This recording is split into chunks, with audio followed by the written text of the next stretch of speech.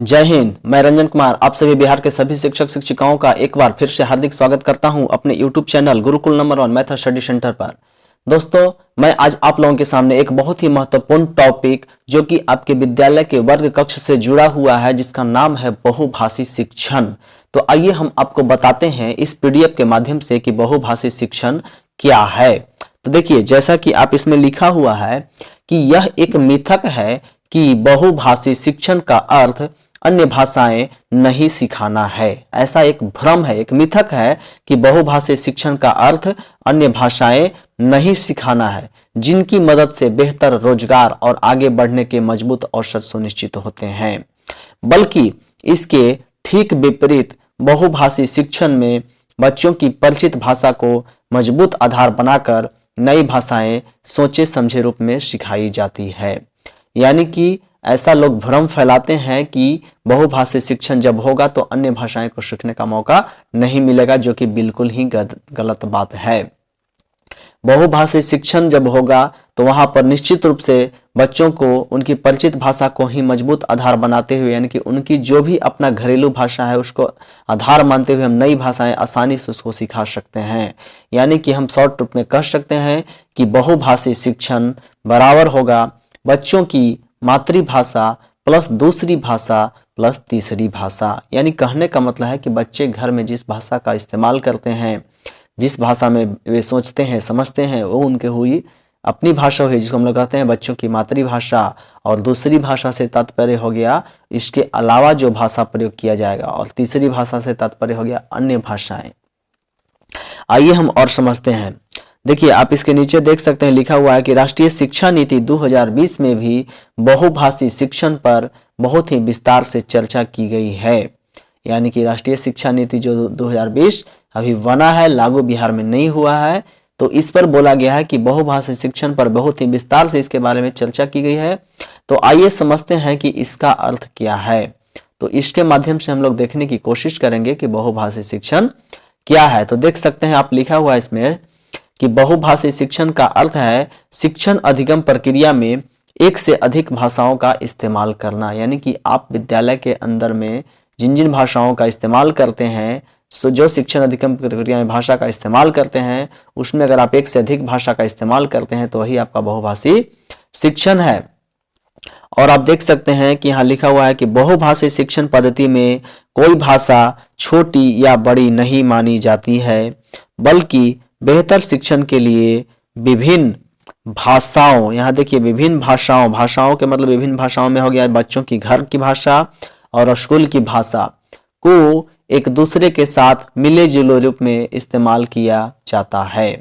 यानी कि बच्चे जिन भाषाओं का प्रयोग करते हैं वो भाषा प्लस स्कूल की भाषा को समन्वय के साथ आपसी मिला करके हम लोग इस्तेमाल करते हैं। नई भाषाएं सिखाने के लिए बच्चों की परिचित भाषाओं की भरपूर मदद ली जाती है। यानी कि अगर बच्चों को कोई भी नया भाषा अगर हमको सिखाना है तो चूंकि बच्चे अपनी मातृभाषा में बहुत अच्छी तरह से कोई भी चीज़ समझ सकते हैं, तो प्रयास यही किया जाता है कि उनको नई भाषा सिखाने के लिए हम लोग उनकी ही अपनी भाषा का प्रयोग इस्तेमाल करें। आइए आगे समझते हैं। भारत के अधिकतर भागों में बच्चे आरंभिक कक्षाओं में ही बहुभाषी हो जाते हैं। आमतौर पर इन बच्चों की एक या एक से अधिक भाषा पर मजबूत पकड़ होती है, जबकि कोई अन्य भाषा वे अभी बोलना और समझना सीख रहे होते हैं। इस पड़ाव पर यह आवश्यकता होता है कि कक्षा में सभी बच्चों की सभी भाषाओं को, यानी कि कक्षा में जितने भी बच्चे हैं उनकी सभी भाषाओं को एक बहुमूल्य सामाजिक संसाधन के रूप में इस्तेमाल किया जाए, न कि इन भाषाओं के बीच दीवार खड़ी कर दिया जाए। यानी कि दीवार खड़ी करने का काम कभी नहीं करना चाहिए।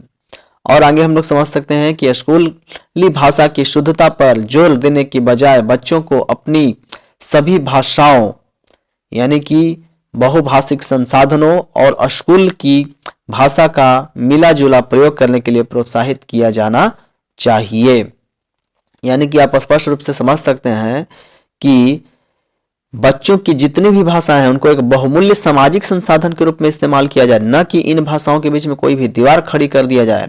स्कूली भाषा की शुद्धता पर जोर देने की बजाय बच्चों को अपनी सभी भाषाओं और स्कूल की भाषा का मिला जुला प्रयोग करने के लिए प्रोत्साहित किया जाना चाहिए। देखिए, यानी कि कोई भी शुद्धता पर जोर देने की बजाय यही कहा गया है, इसमें स्पष्ट कहा गया है कि शुद्धता पर जोर मत दीजिए, लेकिन बच्चों को उनकी अपनी जितनी भी भाषाएं हैं और उनकी जो स्कूल की भाषा है उस सबको मिला जुला प्रयोग कीजिए और उससे उनको प्रोत्साहित कीजिए ताकि वे संपूर्ण रूप से खुद को अभिव्यक्त कर सकें। यानी कि जब ऐसा करेंगे तो अपने विचार को, वाणी को अभिव्यक्त करेंगे, आसानी से अभिव्यक्त कर पाएंगे। साथ ही शिक्षकों को भी किसी एक विशेष भाषा पर जोर देने की बजाय बहुभाषी शिक्षण पद्धति को अपनाते हुए सभी बच्चों की भाषाओं का इस्तेमाल करना चाहिए। इनकी मदद से बच्चे आत्मविश्वास, उच्च स्तरीय चिंतन, रचनात्मकता, अभिव्यक्ति, विश्लेषण, संवेदनशीलता आदि कौशल और गुण विकसित कर पाएंगे। यानी कहने का मतलब है कि जब बहुभाषी शिक्षण किया जाएगा, यानी कि बच्चों की विभिन्न भाषाओं को आप सिखाने के लिए, बच्चों के बीच में विभिन्न भाषाओं को सिखाने के लिए उनकी मातृभाषा को इस्तेमाल करके जब सिखाया जाएगा तो इससे क्या होगा कि बच्चों में आत्मविश्वास पैदा होगा, बच्चे उच्च स्तरीय चिंतन करेंगे, उनमें रचनात्मकता की भावना जागेगी, अभिव्यक्ति करने की क्षमता का विकास होगा, विश्लेषण भी आसानी से कर पाएंगे, संवेदनशीलता इत्यादि और बहुत सारे कौशल और गुण उनमें विकसित हो जाएंगे। तो कक्षा में आपसी संवाद और शिक्षण के लिए बच्चों की भाषाओं का मिला जुला और लचीला प्रयोग शैक्षिक परिणाम बेहतर करने हेतु एक मजबूत रणनीति है। यानी यहाँ पर आप स्पष्ट समझ सकते हैं कि जब बहुभाषी शिक्षण होगा तो उसमें कक्षा के अंदर में आपसी संवाद और शिक्षण के लिए जो बच्चों की भाषाओं का मिला जुला और लचीला प्रयोग, ये आपका शिक्षा के परिणाम को बहुत हाई लेवल तक पहुंचाएगा, बहुत बेहतर कर पाएगा, यानी कि शैक्षिक परिणाम बहुत बढ़िया होगा। यह एक मजबूत नींव साबित होगा। यानी बहुत ही बढ़िया रणनीति है कि हम विद्यालय में कक्षा के बीच में बहुभाषी शिक्षण का प्रयोग करें। यानी आप स्पष्ट रूप से समझ सकते हैं कि बच्चों को बहुभाषी शिक्षण अगर देना हो तो उसके लिए हमको करना क्या होगा कि बच्चे जो मातृभाषा जानते हैं उनकी ही भाषा का प्रयोग करते हैं, उनको अन्य भाषाओं को हम सिखाने का प्रयास करेंगे। यही है बहुभाषी शिक्षण। तो मैं सभी शिक्षक शिक्षिकाओं से यह आशा करता हूं, उम्मीद करता हूं कि आपको मैं जितनी भी जानकारियां इस वीडियो के माध्यम से दिया हूं आपको अच्छी तरह से समझ में आ गई होगी। तो मैं आपसे अंत में यही कहूंगा कि अगर आपको यह दी गई जानकारी जो अगर पसंद आया हो, अगर अच्छा लगा हो, अगर आप यह समझ गए होंगे कि बहुभाषी शिक्षण क्या है, तो आज के बाद आप अपने विद्यालय में जब बच्चों के बीच में पढ़ाने जाएं तो बहुभाषी शिक्षण पद्धति को अपनाएं, बच्चों की मातृभाषा को अधिक से अधिक बल दे, महत्व दे, उनको प्रोत्साहित करें और उसी का को आधार मानते हुए अन्य भाषाओं को सिखाने का काम करें।